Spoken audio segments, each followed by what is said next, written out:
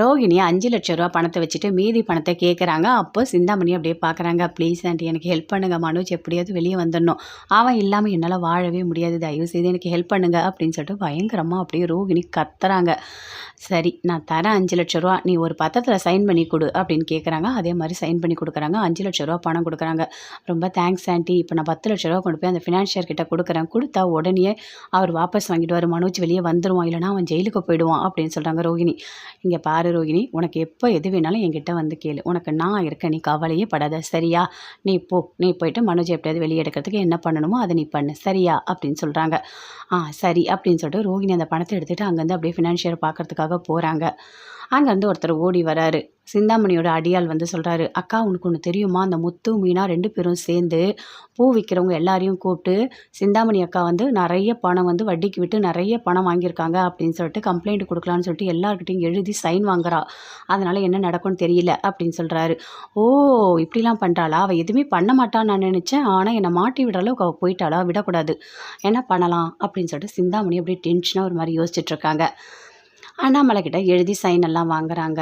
மனோஜ் வந்து கையெழுத்து போட்டதுக்கு வந்து பரவாயில்லை ஓகே அப்படின்னு சொல்கிற மாதிரி அந்த லெட்டரை எடுத்துகிட்டு போயிட்டு லாயரை பார்க்குறாங்க. இங்கே பாருங்கள் இந்த லெட்டரை கொடுக்குறாங்க.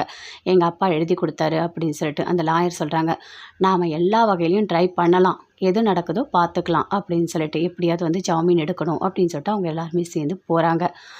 அது மட்டும் இல்லை, அந்த சிந்தாமணி மேலேயும் கம்ப்ளைண்ட் கொடுக்கணும் அப்படின்னு சொல்லிட்டு மீனா முத்து எல்லாருமே சேர்ந்து அந்த பூ விற்கிறவங்க எல்லாருமே சேர்ந்து போலீஸ் ஸ்டேஷன் போயிட்டு நடந்ததெல்லாம் சொல்கிறாங்க. அந்த சிந்தாமணி எங்ககிட்ட நிறைய வட்டி வாங்கி சாப்பிட்ருக்கா, எங்கள் வீட்டு பத்திரத்தெல்லாம் எடுத்து வச்சுருக்கா அப்படின்னு சொல்லிட்டு அந்த கம்ப்ளைண்ட்டை படிக்கிறாங்க போலீஸு.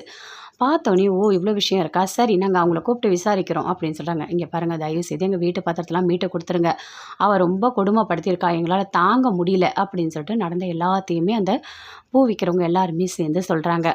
அதே மாதிரி போலீஸ் போகிறாங்க. போயிட்டு சிந்தாமணி பார்க்குறாங்க. என்ன எதுக்காக இங்கே வந்திருக்கீங்க அப்படின்னு சிந்தாமணி கேட்குறாங்க. இங்கே பாருங்கள் உங்கள் மேலே கம்ப்ளைண்ட் வந்திருக்கு. பூ விற்கிறவங்க எல்லாருமே சேர்ந்து நீங்கள் அதிகமாக பணம் வந்து வட்டிக்கு விட்டு வாங்கியிருக்கீங்க, அவங்க வீட்டு பத்திரத்தெலாம் திருப்பி கொடுக்காம வச்சுருக்கீங்க அப்படின்னு சொல்லிட்டு உங்கள் மேலே கம்ப்ளைண்ட் ரைஸ் பண்ணியிருக்காங்க. அதனால் நான் உங்களை வந்து அரெஸ்ட் பண்ணி கூட்டிகிட்டு போகிறேன். எதுவாக இருந்தாலும் நீங்கள் போலீஸ் ஸ்டேஷனில் வந்து பேசிக்கோங்க அப்படின்னு போலீஸ் சொல்கிறாங்க. ஏன்னா யாரோ ஏதாவது கம்ப்ளைண்ட் கொடுத்தா உடனே நீங்கள் என்ன வந்து கூட்டிகிட்டு போயிடுவீங்களா? நான்லாம் அப்படிலாம் எதுவுமே பண்ணவே இல்லை அப்படின்னு சொல்கிறாங்க. சிந்தாமணி இங்கே பாருங்கள், நீங்கள் பண்ணீங்களா இல்லையா அப்படின்றத நீங்கள் போலீஸ் ஸ்டேஷன் வந்து சொல்லுங்கள். நீங்களே வரீங்களா இல்லை வந்து உங்களை கைது பண்ணி கூட்டிகிட்டு போகணுமா அப்படின்னு சொல்கிறாங்க. ஐயோ அதெல்லாம் எதுவும் வேண்டாம், நானே வரேன் அப்படின்னு சொல்லிட்டு சிந்தாமணி போகிறாங்க. அங்கே முத்து மீனா எல்லாருமே அங்கே தான் இருக்காங்க.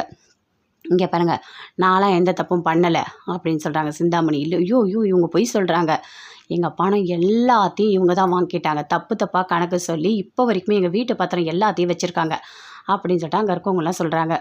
இங்கே பாருங்கள் இவங்க எல்லாம் கம்ப்ளைண்ட் கொடுத்துருக்காங்க, அதனால் நான் உங்களை தூக்கி ஜெயிலில் தான் போடணும், வேறு வழி கிடையாது, எதுவாக இருந்தாலும் உங்கள் லாயரை வச்சு நீங்கள் வெளியே போங்க அப்படின்னு சொல்லிட்டு போலீஸ் சிந்தாமணிக்கிட்ட சொல்கிறாங்க.